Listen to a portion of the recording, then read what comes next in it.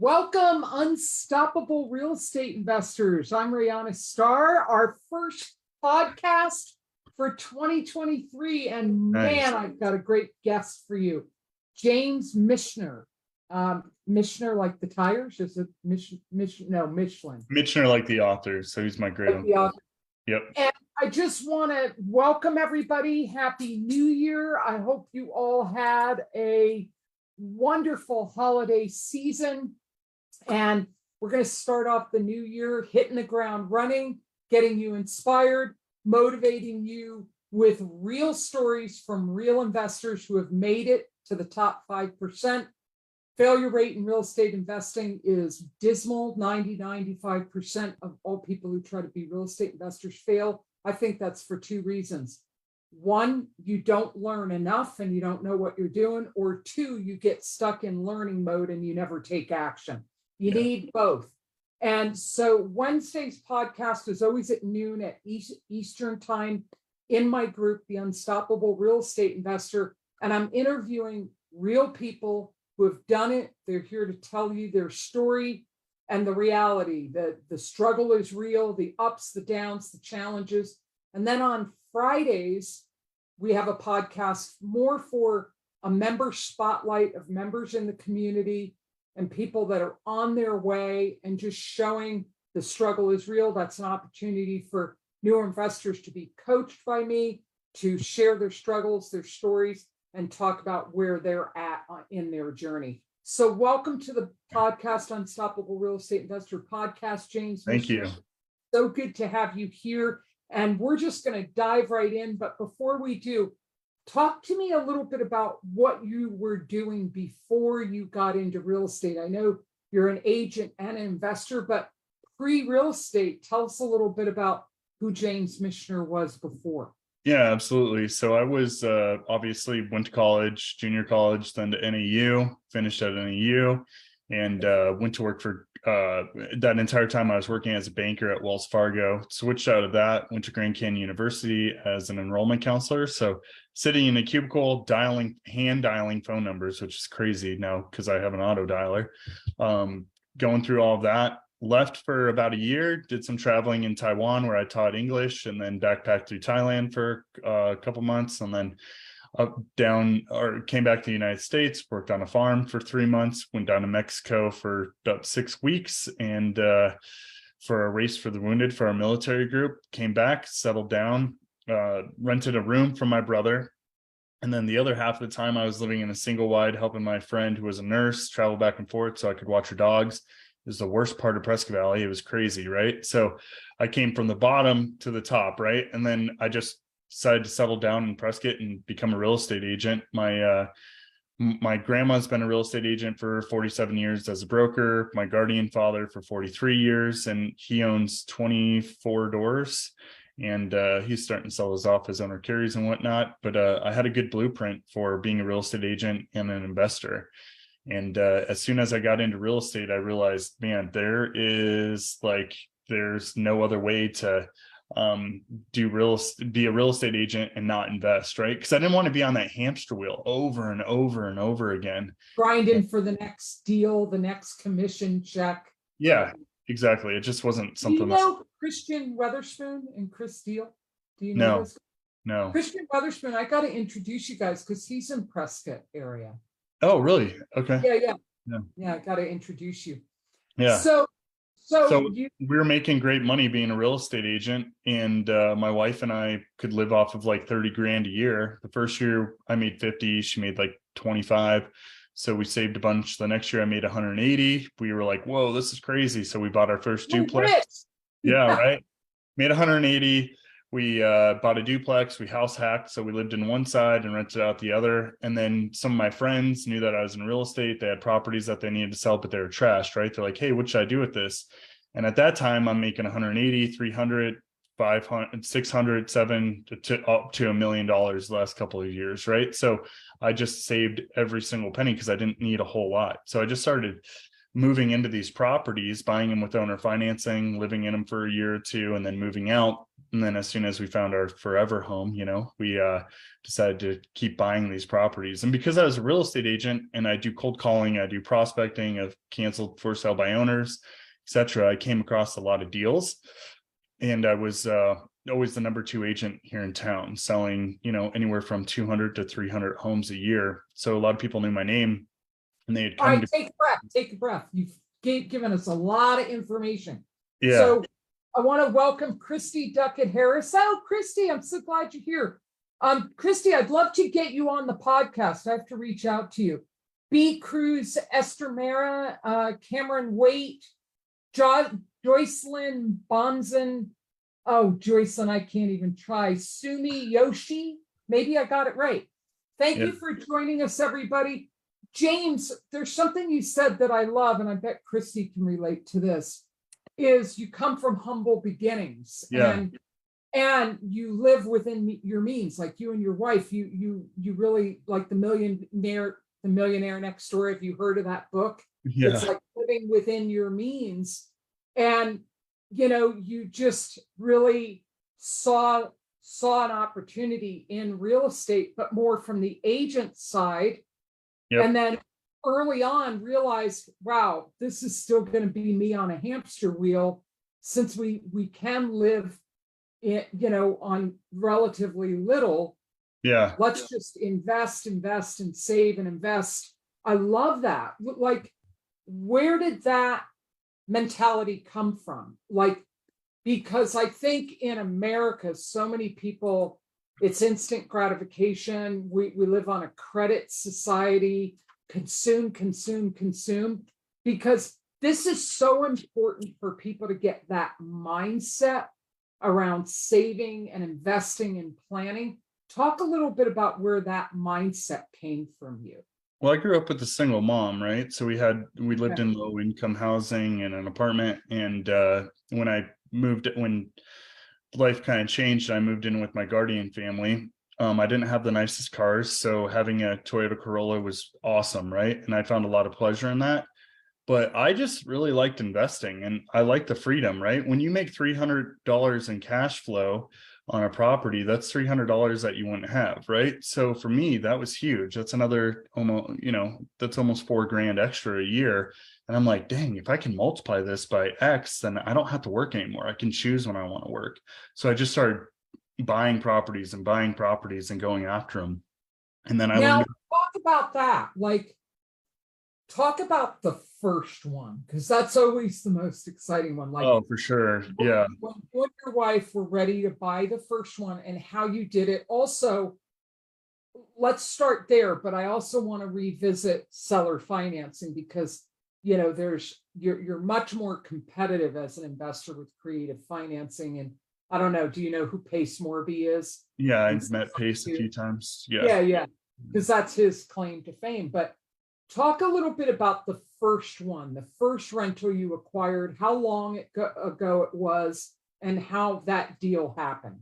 So it was 9 years ago. Me and my wife were, 8 years ago, my wife and I were living in a house at the bottom of the basement, and my wife wasn't really getting along with the lady, so she's like, we got to move out of here. And I'm like, dude, we're paying like $400 a month in rent for this awesome place. Like, I don't know if I want to do that. I'm like, I'll buy a duplex, but I need to see if it comes up. So I started talking to some of the agents in my office, and one of them called me up 3 days later and was like, hey, we got this duplex we're going to put up for sale. I'm like, cool, I'll come see it tonight. My wife's like, okay, we'll go look. Well, we both really loved it, right? And I was like, we can rent out this side for this amount of money, and then we'll only, we'll be making $300 a month, and not have a mortgage or whatnot. So we did that, moved into. So renting out the other side paid for your mortgage? And Yeah. It was amazing because it was able to rent it out. What's that? And you were able to rent it out fairly easily? Oh, easy. Yeah. Awesome. It's one of my best rental properties now, one of my favorites, right? Because it's the first one. Right. So we were just doing that, and I'm like, dude, this is insane. And then I got the itch to get more listings, get more buyers, just keep working and working, because I was enjoying it. I was super passionate about it. And at that same time, deals started coming my way, right? So I would analyze the deal, look at them. I was young. I didn't know. I was a little bit afraid because I didn't know how the market was going to hold up and how I was going to do.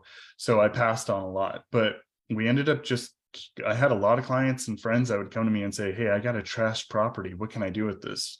And I would offer to buy it. And I said, you can get this on the MLS, or I can buy it for you for this.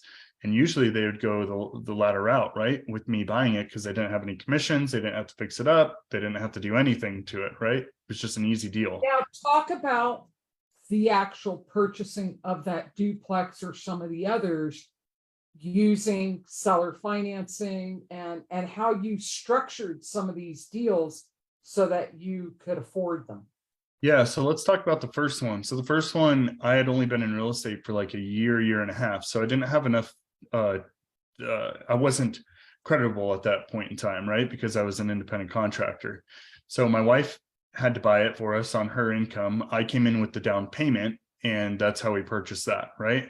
The second time, I just used FHA because we're going to move out of the duplex, move into that one, right? The next house. So we use FHA. And now explain that to people. Like, if you want to buy a rental using an FHA loan, you have to live in it for at least 1 year, is it? Correct, 1 year. 1 year. Yep. You have to live in it for 1 year, and then you can move out and it can be a rental, but it has to be your primary residence. Yeah. For at least 1 year. So that second one we bought as a conventional loan because you now have a mortgage in your name. Yeah, yep, I do. Yep. So, well, I didn't have mortgage on the first one because I wasn't creditable at that point in time. Only my wife was. Your wife had it, and now you have one in your name. On now we're buying them together, right? So at this point, we move into the second house. We use conventional financing because FHA had like the mortgage premium insurance, and I didn't want to deal with that, and I wanted a lower rate, so it just worked out better. Fast forward, I'm like, hey, I want to buy some more duplexes, right? I really like duplexes. My first house was a duplex. It's covering, at that point in time, you rent out both units, you're making almost $1,000 a month on that, right? So you're making $10,000 a month net after everything. I'm like, I can do this. So I start calling on for rent by owners. I call on for rent by owners, talk to this older lady. I say, hey, I see that you have this for rent. Would you be willing to sell it?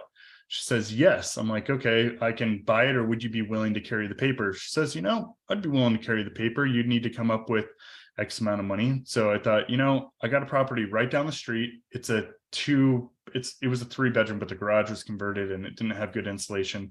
It was on a busy road. It was just a crummy rental, right? And I knew that because the renters I was getting to look at it were not the premium renters, right? And I wanted premium renters because I don't want to deal with that. So I end up selling that one, making $100,000. I put $100,000 on this duplex. She carries me at 5%, right? On 265. That duplex is worth $600,000 now, right? Like, it's crazy. So she carries me at 5% with $100,000 down on a 15-year mortgage. That thing's almost paid off. She won't let me pay it off. I've asked her a couple times, but she did. She's like getting her paid in every month. Yeah, she just doesn't want to deal with the tax burden, and I get that. And then when COVID hit, she's like, we were talking, she's like, hey, can you make the payments? I'm like, yeah, I think I can. She's like, hey, to help you out, I'm going to lower the interest rate down to 4%. I was like, okay, cool. I'll take it. Right. It was unreal. So that's my owner carry situation. Now I have a lot of cash, so I can just buy those outright if I want to. I try to do owner financing and whatnot. A lot of people are kind of skeptical about that, right? Like, maybe 1 out of, 50 will do it if they understand it.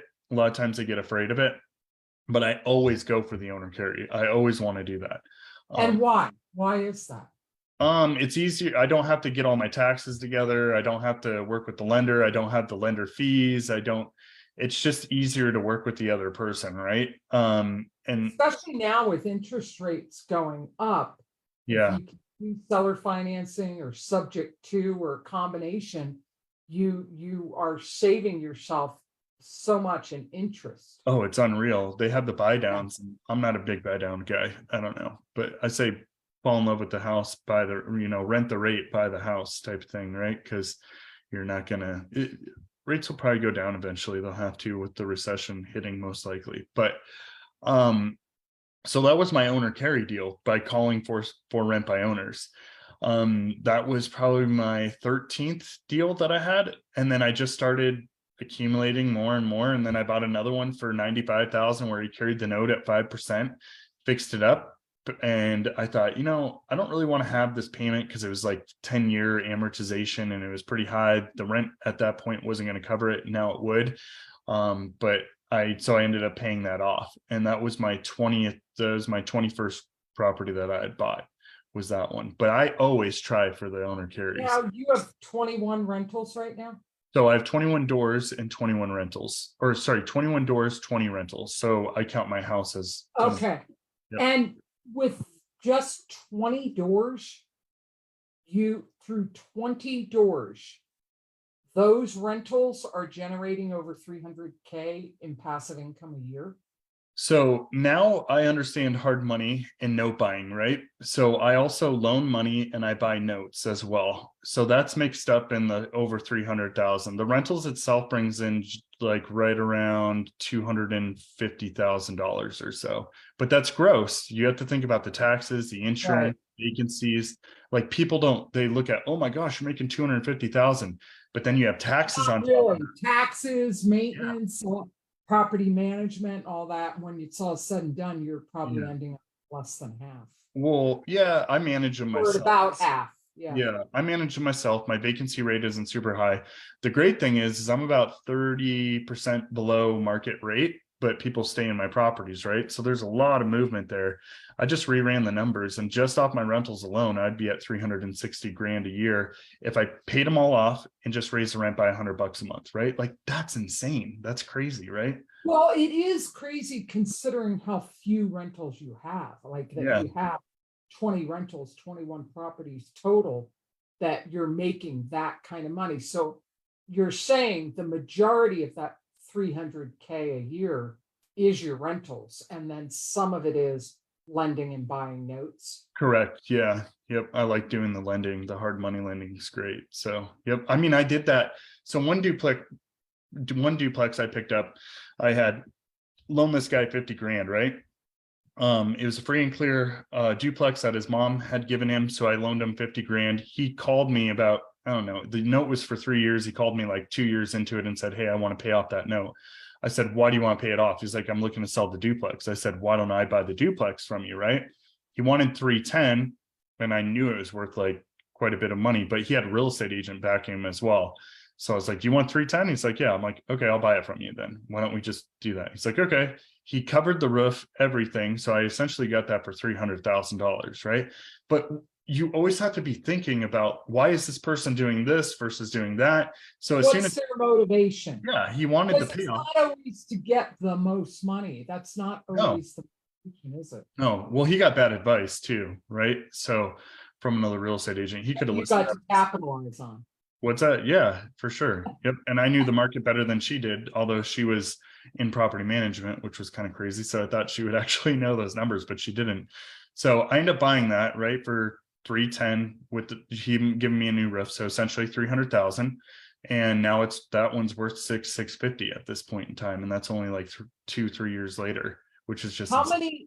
Now, have you paid mortgages off through compounding? Yeah. Compounding strategy. Talk a little bit about that. Like the snowball. If I figure out you're making like 250,000 on 20 rentals a year, that means you're cash flowing 1,000 plus per rental every month, like above and beyond the mortgages. Yeah. So how do you do that? 14 of those are paid off, right? And then I have some pretty good spreads on some of the other ones, the mortgage versus the rent, right? And so there's some pretty good spreads on those, which is just amazing to do. But that was my out. That was my retirement. That was my, my freedom number at that point in time.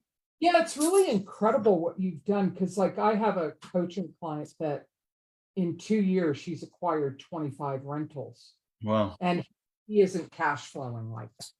But he's in Michigan, he's way up there. They always do this in the Upper Peninsula. Yeah, probably. Yeah. And so he's not, and you're impressed at, which is a higher, it's a more preferred area. It's $500,000 per house, right? So the average Right. house is listing for about 500,000. In Michigan, I think you're buying houses for like what, 150,000.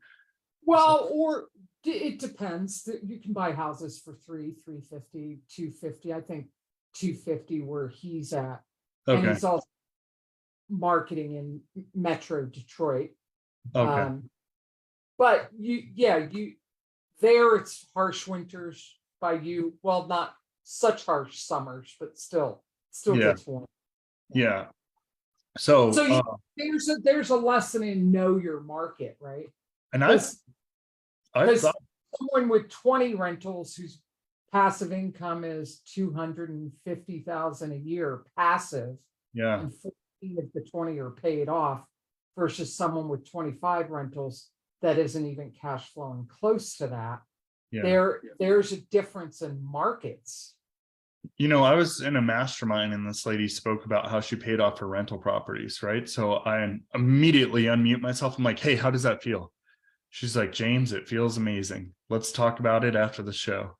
And I was like, okay, because I have all this cash, right? And I'm like worried about if I make a mistake and loaning it out or something happens. And so I wanted that freedom for my family in case I did make a mistake in investing, because everybody does it. I mean, you said, the failure rate is 90 to 95%. So I didn't want to make a mistake and lose a bunch of money and then not have that freedom to dip out if I wanted to and just hang with my kids and my wife or do what I wanted to. So I ended up paying a lot of those off. And that feels so good. Like I can't tell you, the only thing I regret is I wish I would have waited just a little bit longer and paid off some of the higher notes, right? But I had a strategy and I think it worked out pretty well. Yeah, it's the freedom that you get from having those paid off properties is just incredible for me, to feel that. Now, what about the remaining 6? What are your plans on paying those off? I keep going back and forth. I'm thinking I'm going to work fairly hard this year and try to pay off the majority of it. So if you take out my personal house, which is at 2.8% interest, right? Then who needs to pay that off, right? that's what I'm saying. Why would I pay that off, right? Mine's at 2.5. It's like, that's my lowest interest debt. I eventually do want to pay it off, but yeah. So so if you take out my personal house, there's about $900,000 in mortgages. So I'm dabbling with the idea. I'm going back and forth on whether or not I want to pay those off, but my hard money notes pay really well for the points and for the interest. So I'm pretty okay with keeping them where they're at and just kind of riding it out, see where it goes and see if I can build my hard money up a little bit so that I'm a little bit more diversified, right? Meaning you're the hard money lender? I am, yeah. So I own part of a private money company. Yep. Okay. Yep. So what kind of loans do you lend on? Because people are listening who need money. Yeah. So single family homes, we like to see like 60-65% is what we'll loan on. It's usually 12 and 2 is the points that we're charging on that. And we underwrite it a little bit. We're not super crazy about it. If there's equity in the property and we can get some pictures and an appraisal paid for and by is the loan based on the property, or are you pulling credit? both. How are you? Okay. Both. Yep. But we're not going to do some crazy underwriting. We're more or less looking at the property itself. So, yep. I haven't really done anything. I've done a couple out of state, but mainly I like to stay right here in town or in Arizona because I know that market pretty well. But yeah, so I did about 9 of those this year, made, I don't know, 100 grand off of it as a side hustle. Literally takes like 100 grand is a side hustle. Love it. I know, right? Seriously. And I do wholesaling too. And I made 600 grand as a side hustle on that this year and picked up a couple properties. And then my real estate team probably pulled in, I don't know, 600 or 700 grand as well. So talk about your team. Yeah. Tell us about your team. What do you have as a team? So I have 8 real estate agents right now, 3 admin staff. We've shrunk a little bit as the market's kind of changed, which is fine. I'm happy with that. There's not as much pressure. We're still staying pretty busy, and the leads that are coming in, I want to make sure that the people that are going to hustle it get that opportunity to hustle it. So I didn't start a team. You start on retail, and then Are any of those agents looking for real estate investment opportunities for you? I have cold callers and texters that are doing that for me. Okay. But that's it. Yeah, at this point. Yeah. Otherwise, the agents are kind of sticking Doing to. the marketing on the real estate investment side. Yep. Otherwise, the agents are kind of sticking to their, the retail side of it. If they Okay, come so up with a you have deal, managers or dispo people, or are you the one doing the lead, taking from your cold callers and your texters? Are you the one doing the underwriting the deals, or do you have a lead manager? Are you the one selling them to buyers and dispoing them? Tell us a little bit about that. so I pretty much fund it, right? And then I'll make the call to take down the deal with the offer. And then after that, I have a dispo guy and an acquisition manager, and he handles all of that from there. Okay. Yep. And I had a partnership with it, which, we dissolved that. And now it's just me and another guy, and then the texter cold call and the virtual assistant that helps us with some of the admin stuff. And so you've got a retail side of the business. Are you an EXP guy, or are you with another?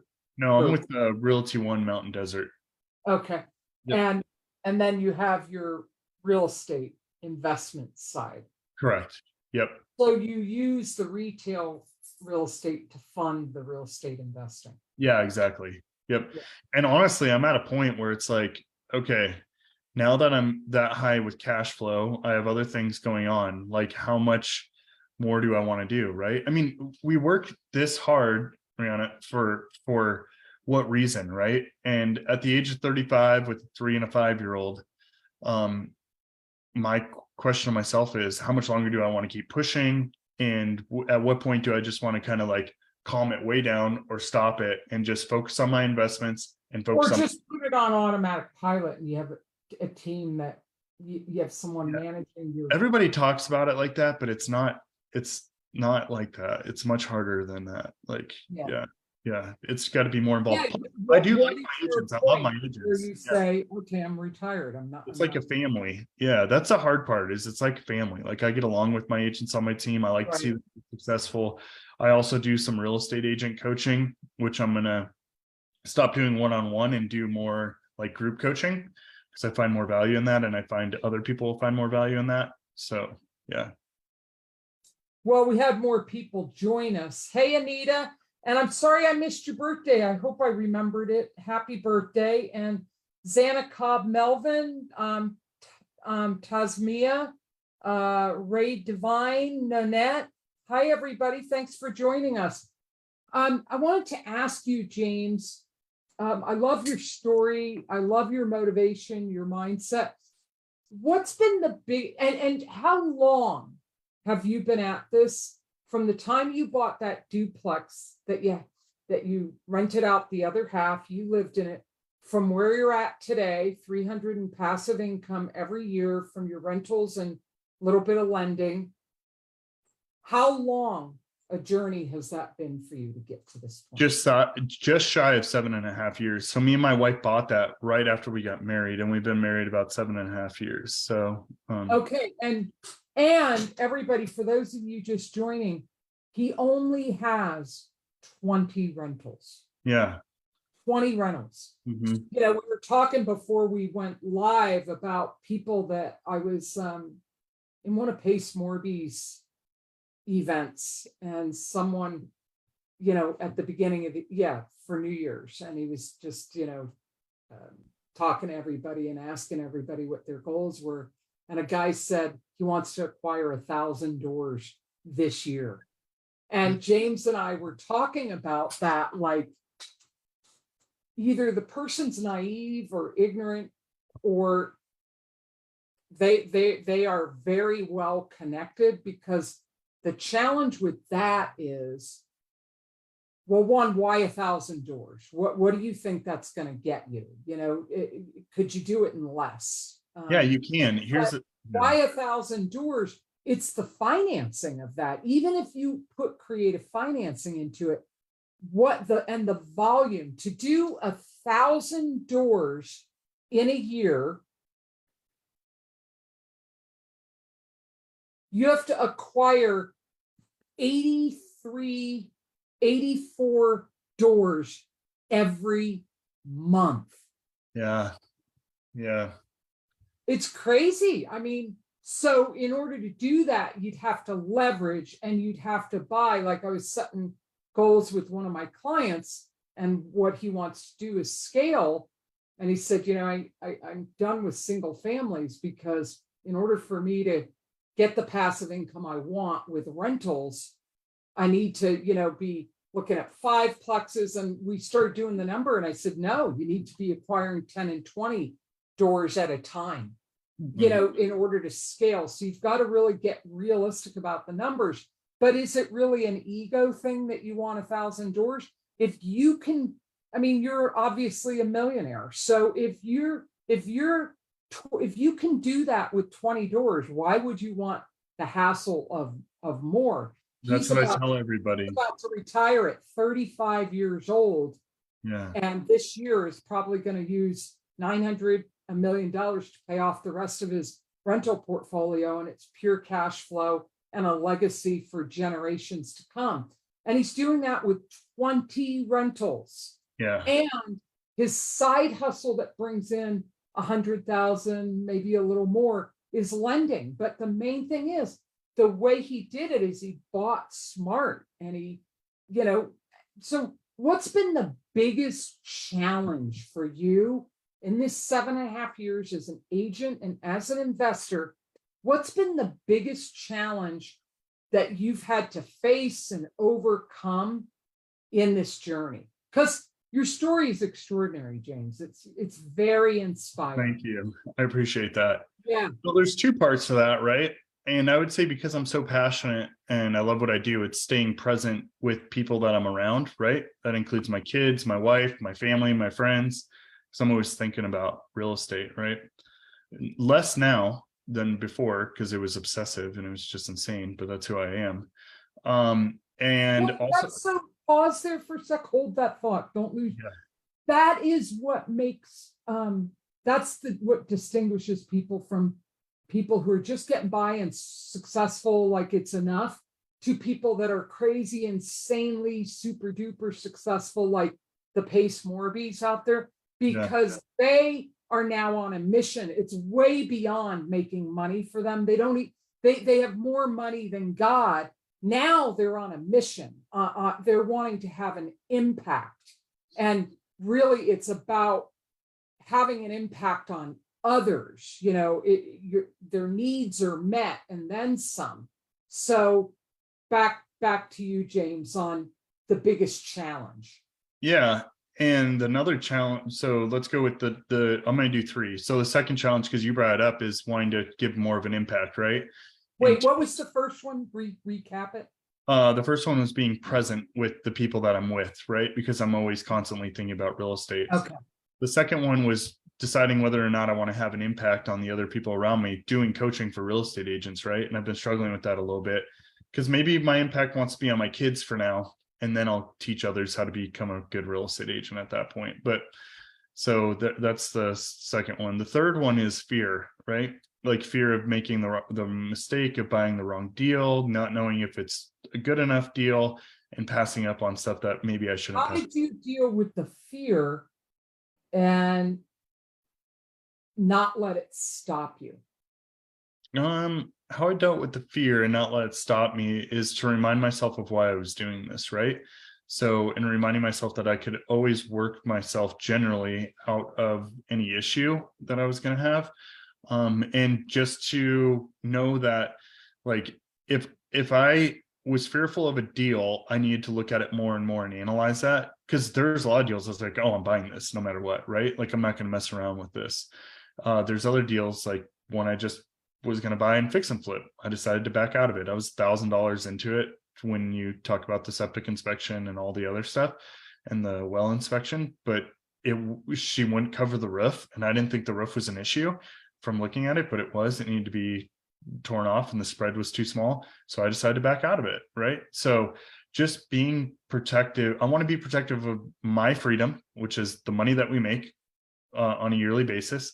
I want to be protective of my time, and I want to be protective of the other people that I'm buying these properties for. So I'm not stringing them along. Right. So that they're not making plans, moving out and doing all that stuff. So you have to execute in in a way that protects both parties as well. So how do I deal with the fear? Just analyze the deals, and not overpromise stuff. So be very upfront with myself and the person I'm buying the property from. Yeah, and in order to do that, you need to know what your standards are, your criteria, your boundaries, and did you have those kind of planned out and documented, like what your parameters are for a deal? Yeah. You have to have that kind of clarity. Let me ask you this. You said the way you overcame the fear is you first like considered why you're doing this. Yeah. Why speaks to motivation. Mhm. What's your why? What's your motivation underneath all of it? What's your motivation? Peace of mind that I can take care of my family and myself. And if I at one point in time decide that I don't want to work, then I don't, right? Like after I get done with this podcast, my wife's going to get her nails done.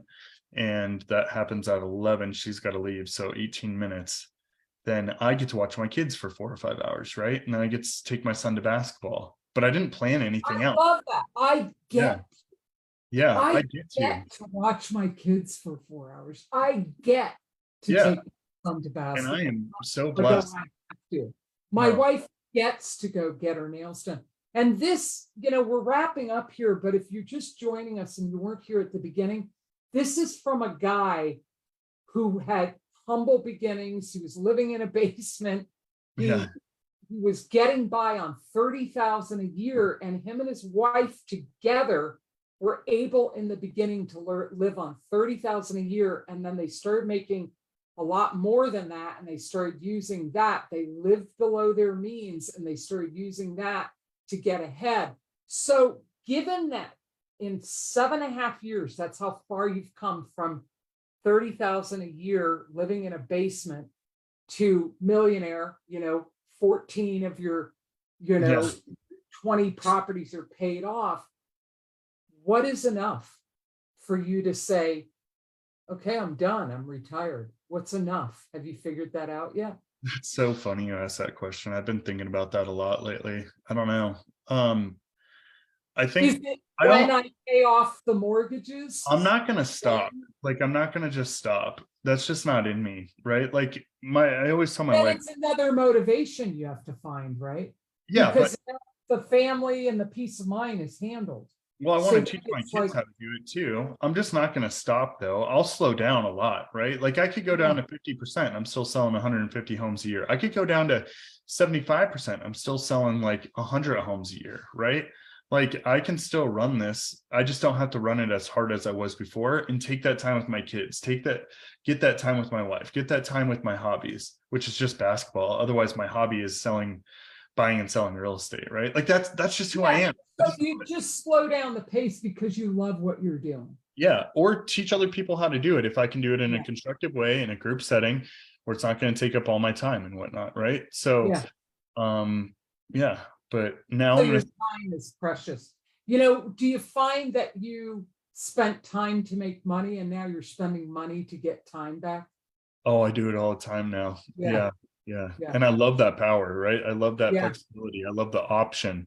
So yeah, I do it all the time. I mean, I paid somebody to put up my Christmas lights, right? My friend's like, oh, you put up your Christmas lights, or did you hire somebody? And if they ask, I'll tell them, oh, I hired somebody. They're like, oh, you guy. I'm like, yeah, but then I get that freedom to play with my kids. I get that freedom to hang out with my wife. I get that freedom to find another real estate deal.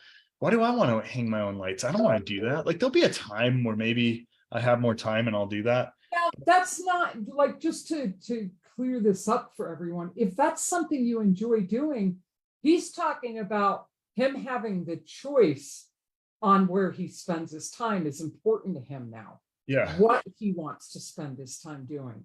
Yeah. Like he's really clear, like, I don't know, maybe I'll coach real estate agents or other people, but I don't want it to consume my time. It might, if I do that, isn't it nice to have choices? Okay, so I'll tell one more story before we got to go. Yeah. But 3 weeks ago, I'm sitting on the couch with my kids and my wife, right? And we're watching a show. It's a Wednesday and it's like 1 o'clock, 2 o'clock in the afternoon. And I get 2 calls while I'm on the couch with my kids from other agents in my market and outside of my market. And they're like, oh man, it's crashing. What are you going to do? And this and that. I'm like, I think I'm just going to chill and see how things work. They're like, what? I'm like, well, dude, I built up my investments. I didn't buy too much of a house. Like all my cars are paid off, everything, a lot of my stuff. I have no debt besides like my house, right? And some mortgages on my rental properties. So, and we live still below our means. Like we don't need to buy a yacht, a house, or plane or anything. We can still travel wherever we want to, eat whatever we want to. And that's enough for me, right? That's enough for me. And it just felt really good to be on the other side of the phone, being that I always wanted to be, while I'm sitting with my kids cuddling up next to me, and me and my wife are laughing at House, right? Because we're watching House and it's a Wednesday.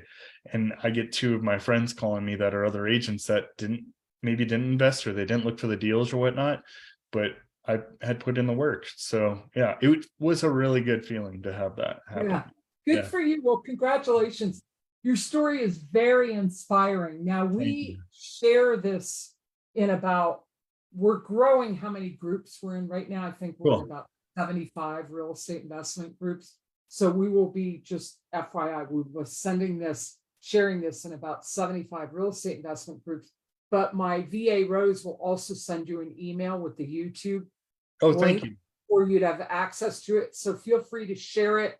Feel free to use it to market your business if you want to. And also, if any of you are interested in, and you are thriving as a real estate investor, like you have made it, you're wealthy. What do I mean by wealth? Your cost of living is covered by your passive income. Then we want to talk to you and interview you on our Wednesday Unstoppable Real Estate Investor podcast, Secrets of the Top 5%. If you're up and coming and you're learning and you're a little shy and you're having a hard time getting connected, or you just need a little guidance, then let's schedule you for the Member Spotlight podcast on Fridays. Both are at noon Eastern. And all you have to do is either reach out to me in a DM, Rayana T Star. I have another account that I started for marketing purposes that's just Rayana Taylor Star, but Rayana T initial Star, STARRE. And I'll have my VA Rose get you in the schedule. We're scheduling in March now, I think. So, James, I'm just curious, if you were to jump up on a rooftop and you had a captive audience, what would your advice be to them if they were really going to hang on every word you said and really take action? What would your advice be to people from that rooftop? Teach yourself how to be disciplined. The more discipline you have, the more freedom you have, and the more you'll get in your life. The second thing is live below your means. The third thing is treat people really well, because in order to get to your goals, you have to treat other people really well and get them to like you and build your network. The fourth thing is always put your family first, right? Like no matter what. And the fifth thing is focus on like your mental health and your physical health, because that's what's going to get you there. And if I could throw one more in there, it's just work your freaking. You mean just one more? You mean the sixth? Yeah, the sixth thing, just work your ass off for 5 to 10 years. And if you do that for 5 to 10 years, then you get the rest to do whatever you want. Yep. So that'd be wow, you are such a treat. You're just like thank you. One of my favorite guests so far. Your story is inspirational. It's real. Thank you so much for whoever it is that told you about the podcast. I'm grateful. And I hope our paths cross. Let's stay in touch. Yeah. Everybody, this is the first version of the Unstoppable Real Estate Investor podcast for 2023. I'm so glad we came out of the gate with you as our first guest, James. Thanks. You. Yep, absolutely. You have a great day. Okay, Rena. Yeah. All right, everybody, take action. No excuses, just results. Happy New Year. Bye, everybody. Bye.